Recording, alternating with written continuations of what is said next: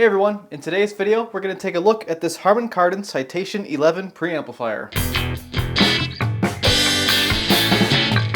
Local guy got a pretty good deal on this one and he told me just take a look at it, see if it works. So let's take a look at it. Hi-Fi Engine says this came out in 1973 and it's pretty sleek looking. I kind of like the design here. You've got, instead of just a bass, treble, mid knobs, or just bass and treble, you've got 5 individual sliders where you can boost, cut, or flatten these 5 frequency bands. Yes. And then over here, you're just switching your speakers. You've got headphone ports. And then over here, function, mode, balance, volume. Pretty simple stuff. Very elegantly laid out. Unit's in very nice shape. Let's take a look at the back of it. Layout in the back is very straightforward, very simple. I always like it when it's like this. Lots of places to plug your other gear into. There's your inputs and whatnot. You got your preamp out, and that's what we're using to run to the 2215B here for a power amp. And then you can run your power amp back in and then go to your speakers. But we're just running straight to the 2215B input, like aux input, so we're getting a double preamplified sound for our testing. Not necessary, of course, but that's just kind of what I'm doing to take a look at this thing. Full disclosure, I've already been in here and I've already tested this, but I just want to show you all what's going on here. So we've got our 2215B turned on. Let's turn on our Citation 11. Here's some sound from the speakers. That means we've got, something happening. Let's go ahead and play everyone's favorite song. Turn the volume up. And it works. Obviously this isn't going to do anything because we're not running the speaker outputs, but the volume control works, the balance control works. We can reverse the stereo channels, we can go straight mono. I really like this switch. It makes it really nice to know what's going on, or like if you've got a speaker acting wonky, you can kind of figure out what exactly is happening. So I really like this switch. I wish everything had this. But not everyone is testing this stuff all the time, of course. We've got the low filter, high filter, tape monitors, and then defeat for the EQ here. So this switch basically bypasses these 5 sliders here. Now, I already know what's wrong with this, and I'm going to show you. So, I want you to listen to the music, see how it changes sound. So this slider is working. We can get really high treble or lower treble. That works. The 5 kilohertz band. Yeah, definitely works. Working in both channels. 1 kilohertz band. It's going to bring out your mids or cut away your mids. So that's working. But now let's listen to this 320 hertz channel. This band. Nothing happens. I hear nothing out of this thing. Even if I do this, I don't hear anything. And then let's try out our last one, the 60 hertz. Yeah, we get a big boost in the bass.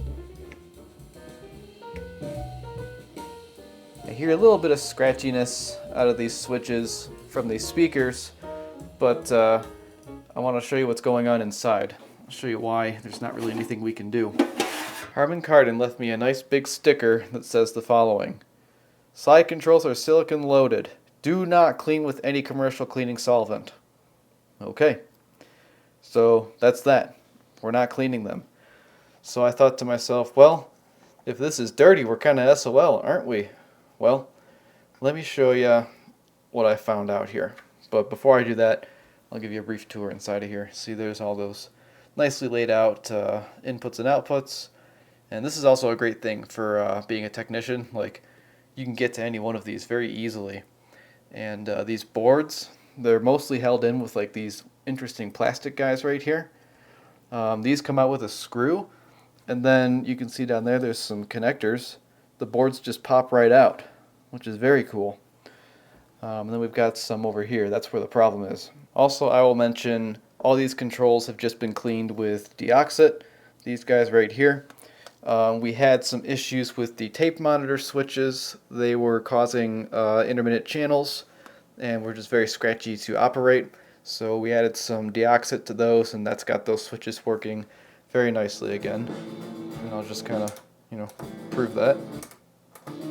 I already did earlier, but, Anyways, alright, I'm going to show you what I found out here. Okay, so I figured if the slider is indeed bad, we should get weird readings out of here when we set it to ohms, right? So what I've done here is I've manually clamped to the 60 Hertz slider, which we know works. I'm going to show you what happens when I move the slider. So we know this works, so we know we should see, something happen here. And when I move this slider, we can get 18K-ish or 20 or whatever. Just different stuff. Things are happening. We're not getting nothing. Stuff's changing. So if I hook this to the same two pins on our question slider, we should get the same result. So I've just moved those two over. We're going to move this slider, and there. We get something. So obviously this slider is probably working. So why would we get absolutely nothing out of this slider when we're listening to music through this? Well, let's take a look at the schematic. I actually figured this out from a thread on DIY Audio where somebody was talking about how their 60 Hertz slider was not working. So if you take a look at this schematic, this is the right side of the preamplifier, or the tone control section, sorry. And you can see this is one circuit board. It's denoted by this dotted line. And you can also see we've got the equalizer in and out button that I showed you. So like you can either bypass this or you can go through and use this. So if we take a look at the signal, what happens here is each one of these is going through an inductor and a resistor right here. And what the person on DIY Audio found is that their 1 Henry inductor was just not working. So I'll show you what I looked at after I looked at this schematic here. I'll say this too. This thing has been really nice to work on. They really thought about the technician with this. See, like this screw right here, it just kind of goes into this little cutout right here, but then this one over here, it goes all the way through. So you only need to remove one screw to get to this stuff, which is really quite nice. And then these are the right and left tone control boards, per se. All you do is you loosen the base screw for these little plastic guys, and then you literally just lift them out of here. So there's one, and here's the other. Excellent. So let's start with this one over here. I don't know exactly which channel it is, but it's something. So if you take a look at the foil view of this in the schematic, you can see that your inductors are basically these 5 things right here. So let me start showing you. An inductor is basically just a wire wrapped in a coil. I'm being really, really loose with that definition. So basically what I'm trying to say is an inductor should have some level of resistance to it. So if we check right here, we've got 446 ohms. I can't remember if this is the treble or the bass end, but we'll find out real quick here. If we look at this one, completely open circuit. There's nothing here. So yeah, this is our 60 Hertz inductor, the 1 Henry. And then this is our 0.6 Henry. It's completely open. There's nothing going on here. If we keep moving along, this is our mid band, 108 ohms. This is the 5 kilohertz band right here, 31 ohms. And then this is the high end band, 21 ohms. So, we, in theory, should be like, I don't know, 500 ohms-ish, because we have 1 Henry here, and then, what was this one? It ends up being like 100 ohms, so we should have like a little less than 400 right here, and this is nothing. Let me bring over the other board here. Let's try the same thing. On the base, we have about 400 again. Over here, we have something, but it's 4 mega ohms. A mega ohm is a lot of ohm, so it's not going to let much current through, is it? And then here about 100, like last time. What was this one? 30, and then 21. What was this one? Yeah, 21. So I think we found our problem here. We've got dead inductors on the 320 hertz band for the EQ. So what do we got to do? Well, first we got to remove this cover, and I have not done that yet. But meanwhile, what I did is I went on Mauser and I found the closest thing to 0.6 Henry that I could. And that is, these guys right here are all 0.35, I think. So if I put them in series, I can get 0.7. That might be close enough to achieve what we need. So I bought 4 of them at like $8 a piece. And then these guys, can't quite remember what Henrys they are, but you know, it's telling you, be careful, right? And here they are. Got these little tiny coils on these things here. So I don't know what's under here though.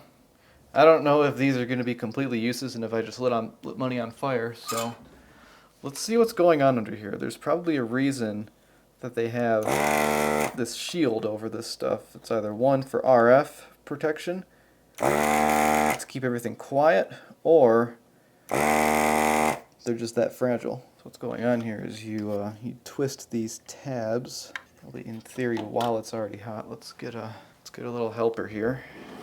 I can take this and I can bend this without damaging the circuit board, in theory.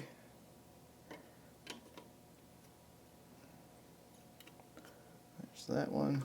Come on in. Grab it.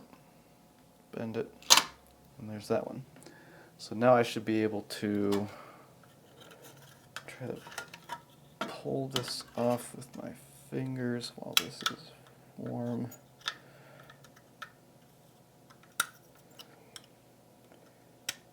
Yep, there's that one. Okay, and that one just came out. Okay, so what do we have here? Well, this is a little interesting. Let me zoom in for you. So, the smaller one right here, this is our guy. And I don't know how well you can see it, or how well you will be able to see it, but it looks a little messed up in there. Let's remove this, because I think this is definitely bad. Especially when we put it next to this one. This one looks a lot better than that one, so let's go ahead and pull this. Not looking good. Looking very bad. So, let's just say this is our problem. Now, what do we do to replace this? All it says is a Henry value plus minus a certain tolerance. So, I don't have an instrument that can read inductance, at least that I'm aware of. And I think what I just bought here is going to be not going to be high enough current for what we're trying to do.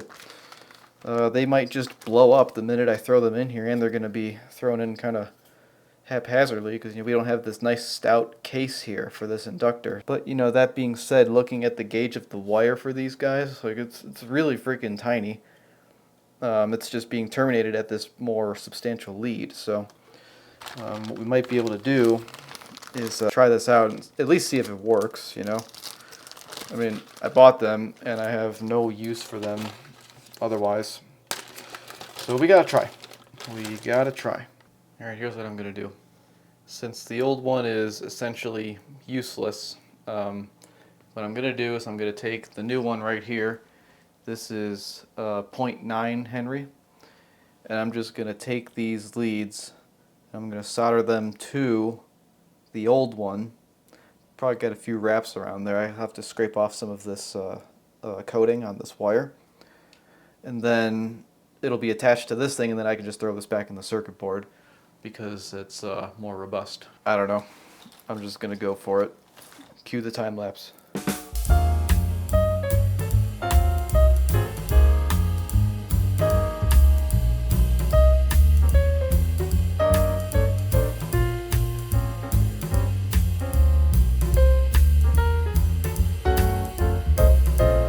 Okay, so what do we have now on this component for resistance? About 3.9K. So quite a bit higher than what I was estimating this would be for based on like the others. But like I said, we're we're just seeing if it works. I mean, maybe this will be the permanent repair if it works, but you know, we'll have to put it through testing, of course. So let's throw this back in here, throw it back in the unit and see what we get.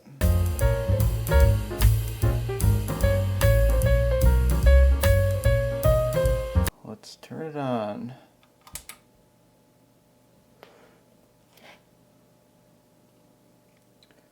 Okay.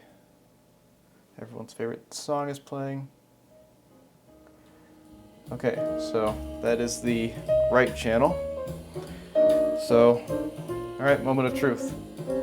Let's see.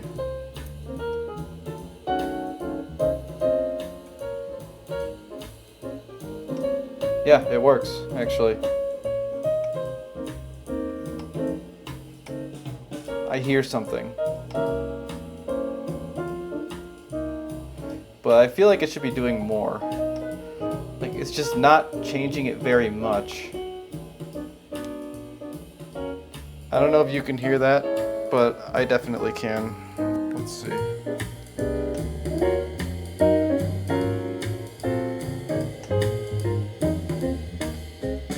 So we've absolutely diagnosed the problem here, and that's cool. It's just, you know, what part do we use, right? What are we supposed to do? So I think what I'll do at this point is, if we tried the 1, we tried the 0.9 Henry coil, this larger one. We still have these 0.37 Henry coils here. So I think what I'll do is I will try the other board with one of those and see what happens. So let's go ahead and get to that, huh?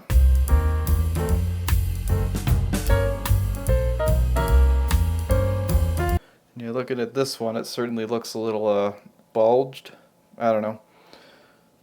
Not terrible or anything.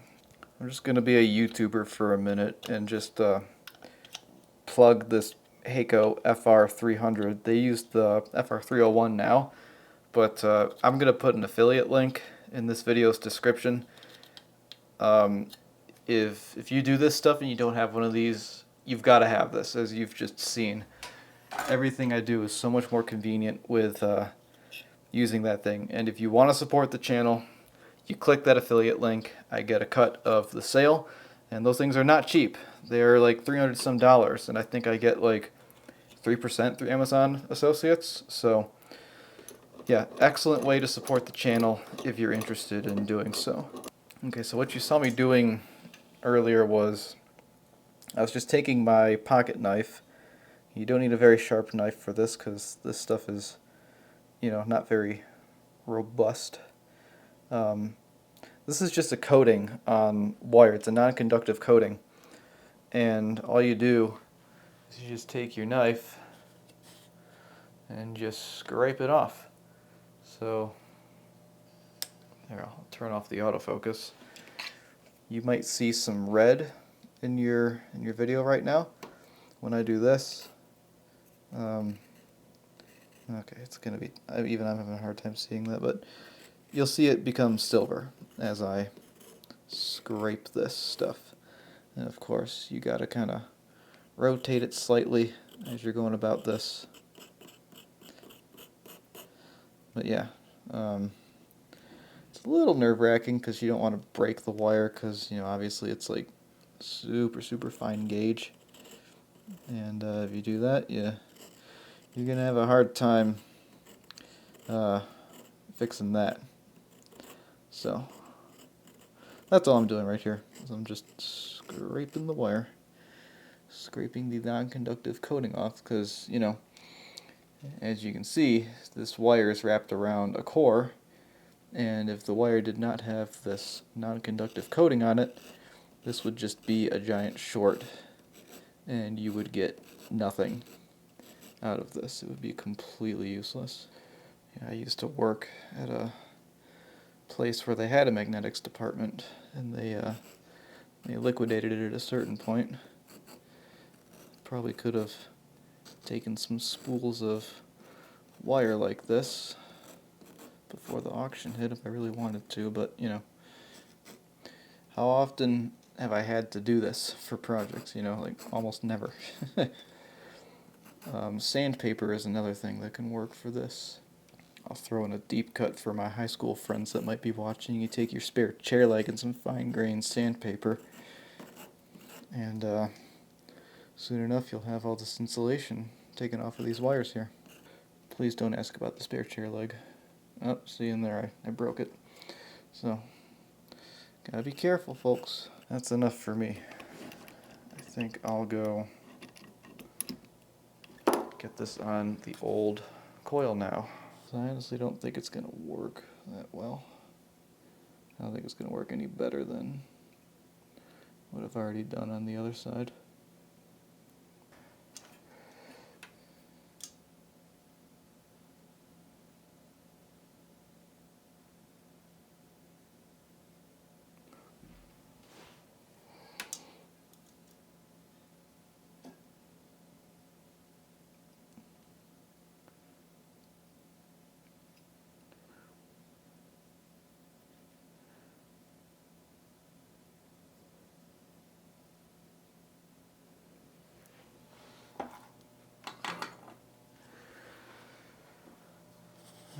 Okay, let's see if we got a connection.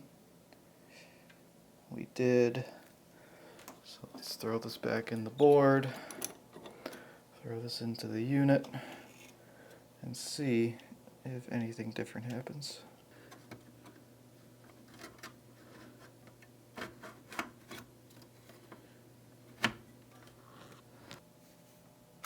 Alright, let's see what happens. Go back to everyone's favorite song. And now we're on the left channel. Let's see what we get.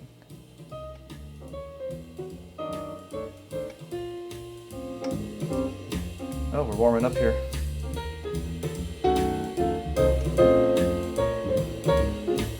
Certainly a little more noticeable than on the right. So this is the right channel. I'll just leave it here because the bass is so low. Alright, now we'll try the left.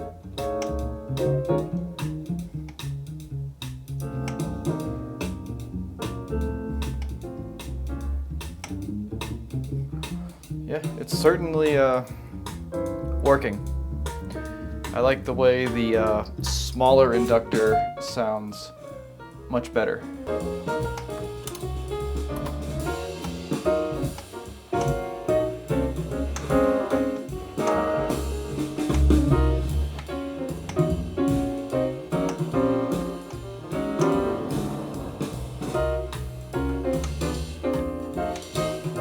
You know, you hear a very distinct difference when you move the four sliders with their original inductors, but you don't hear much when you move this one. So that concerns me in a way. I don't think this repair is right. So I'm $60 deep into these inductors, which isn't the end of the world, but it's not nothing. It's probably worth figuring out getting a proper inductor. And they said a little something about this stuff on the in the forum, because you know the guy who had the failed inductor on his 1 Henry, his 60 Hertz band, he had to get a new inductor as well. But I think it might be, I don't remember what it is. I'll have to go read it. All right, so these inductors are unobtainium. They don't make them anymore. And what's killing us right now is the DC resistance of this thing is too high, so it's not letting enough stuff go through. I had mentioned what the other guy did on DIY audio. Somebody he was talking to, I guess they are equipped to make their own coils, their own chokes. So the member helped out the original poster and made them an inductor that is the correct DC resistance and inductance value, combined with some resistors in series. That's great, but I don't think that that is within the scope of this project, is joining DIY audio, messaging a stranger, asking them if they can do the same thing for me. You know, that's always a pain when people on forums try and do that. That's about where we're at with this at this point. All right, I came across something that might actually work. So these right here are 560 millihenry inductors, and I got these on DigiKey, but they were sold through Allied Electronics, and I paid way too much money to have these two shipped here. But anyways, what we've got here is an inductor, yes, but if you check out the DC resistance, we see that we're only at like 41. So what we want, according to the DIY audio thread, the guy who had a working 320 hertz slider, his inductor read about 320 ohms. So what I'm thinking is, if we take this 270 ohm resistor, see, 270 ohms, and then you put it in series with this inductor, you might get, you know, what you want. So that's what I'm going to try to do. I'm going to put this inductor in series with this resistor, and we're going to throw that in here and see what happens. I'll just kind of solder these loosely together for now so I can undo it easily. Because we might need to get creative with packaging here, because as you can see, this is a little bigger than the original. I don't think it matters which one comes first. I guess we'll find out. Yeah, again, this is just temporary. We're just going to throw this in and see what happens here. Okay, nothing's about to short on there. Let's get everyone's favorite song playing, and let's turn this thing on. Okay, we'll let it warm up. But here's the moment of truth here.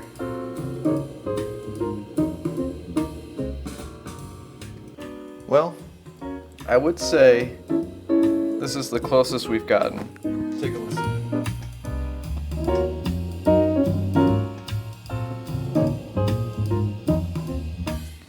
So I guess the next thing I would be curious to do, actually, I'd be curious to see what happens when we play the frequencies that are listed on here. So in theory, if I were to play 1 kilohertz, it should go up in volume when I do this, and then to go down when I do this.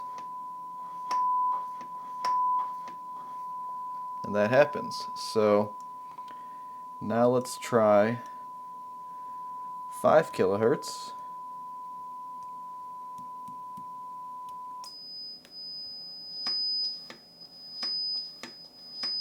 Yes. So now let's do, I'll spare you 12. Let's do 60 hertz.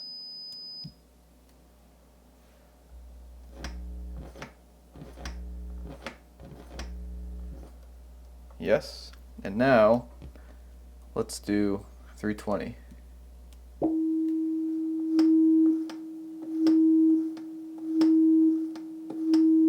Yes.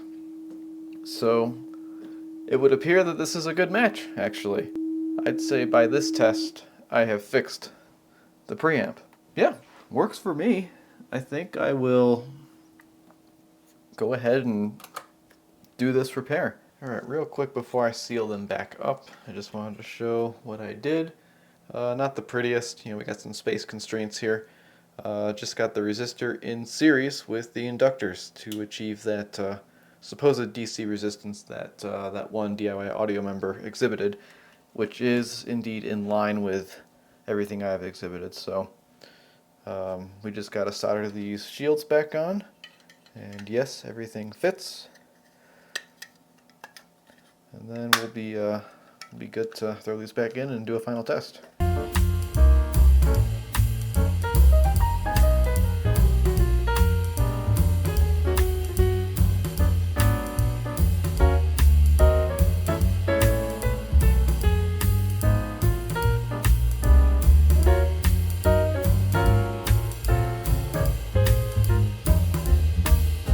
Yeah, you saw me check with the multimeter to make sure we had those targeted resistances. We're a little bit under the 320, but you know, 310 and 306 are going to be just fine. So now, let's give this thing a nice little power up. Let's check out what everyone's favorite song sounds like. Of course, this thing is really interesting. It really takes quite a minute to warm up, kind of like a piece of tube gear, but it's all solid state. But yeah, I think we're ready to go here. Yeah.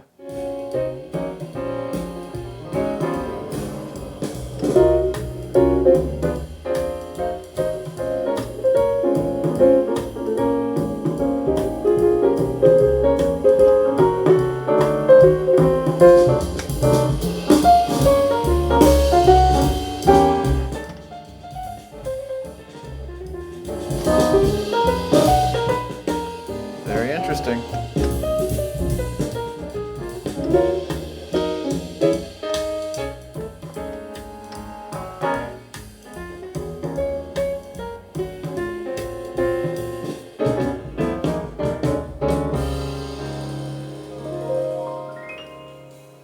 Very nice.